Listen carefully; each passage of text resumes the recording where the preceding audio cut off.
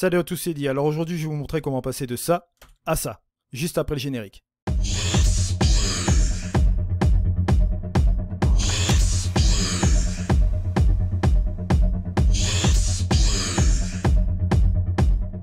Alors voilà, maintenant on se retrouve donc dans Capture One et on va post-traiter cette photo assez rapidement.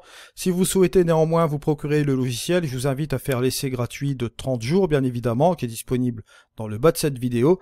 Et bien évidemment, si vous décidez de passer à l'achat sur Capture One, la version complète, je vous invite à passer par un de mes liens. Ça me permettra d'avoir une modeste commission sans impacter votre prix final et cela vous fera une économie d'une formation, bien évidemment. On va commencer sans plus attendre le tutoriel. Là, ce que je vais faire, c'est jouer un petit peu avec ma balance des blancs. Je note quand même une forte dominante dans les bleus. Je vais rajouter un petit peu de magenta, juste un petit peu comme ceci. Je vais un peu réduire la dominante bleue en mettant mon curseur plus vers la droite. Et ce que je vais faire, c'est voir si je peux pas ramener l'ensemble juste comme ceci. Une fois que j'ai fait cela, je vais dégager un petit peu mes ombres, juste comme ceci, et baisser un peu mes hautes lumières pour récupérer une exposition assez sympa. Une fois que j'ai fait cela, bien évidemment, on va décrocheter le point noir et on va un peu regarder si je peux pas faire quelque chose avec le point blanc. Je vais pouvoir travailler avec le curseur de luminosité juste là.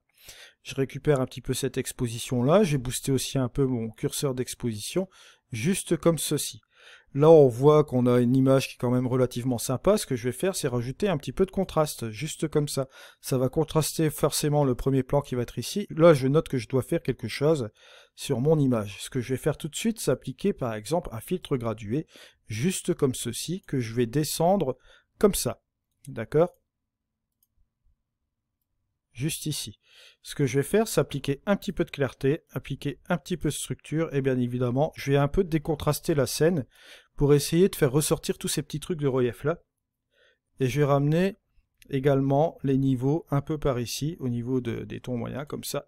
Et ce que je vais faire, c'est hop, au niveau, je vais ramener le point noir juste ici. Ok ? Une fois que j'ai fait cela, je vais aller dans ma plage Luma, hop.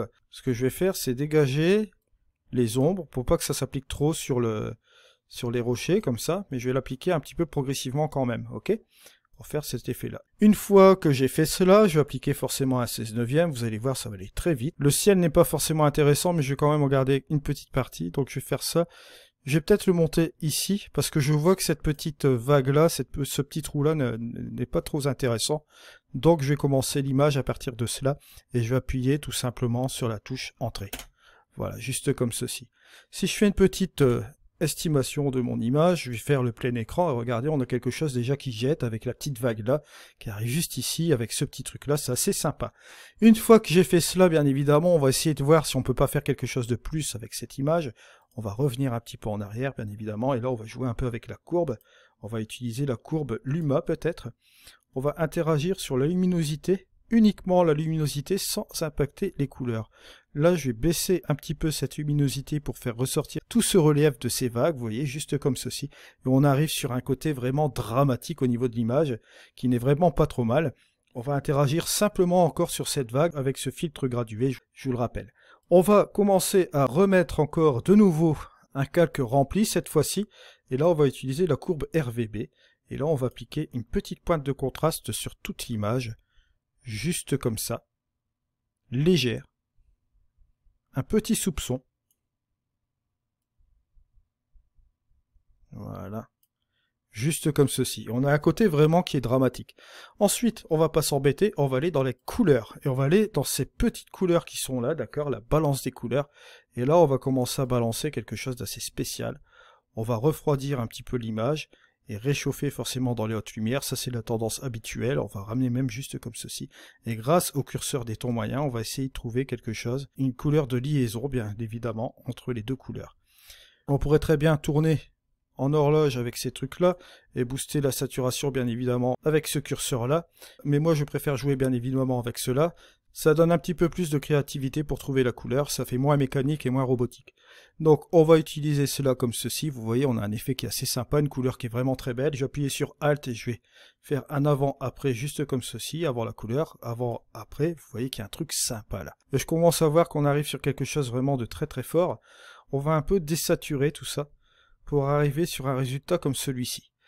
Une fois que j'ai terminé, ce que je vais faire c'est appliquer encore une petite dose de contraste sur tout l'ensemble. Là, j'ai dégagé quand même mon petit point noir pour jouer entre les deux, vous voyez. Et là, ce que je vais faire, c'est un peu jouer avec mon curseur de luminosité, le baisser quand même un petit peu pour donner cet effet-là, et booster, par contre, l'exposition juste comme ceci. Une fois que j'ai fait cela, là, on va terminer, on va faire quelque chose de pas mal du tout. On va faire un calque vierge, bien évidemment, et là, on va prendre un filtre radial, juste comme ceci. Et là, vous allez voir, on va mettre ceci.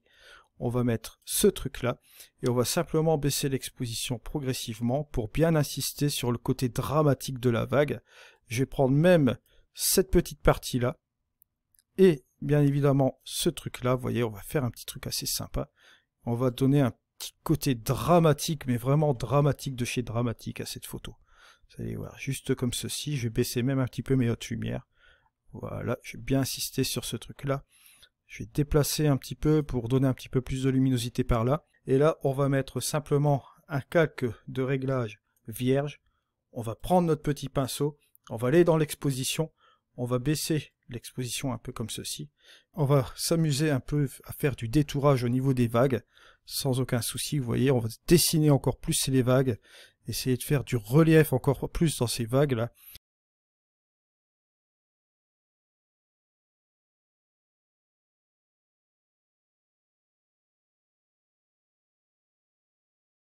Et là, vous pouvez jouer même avec votre mallette de souris, juste un peu comme ça.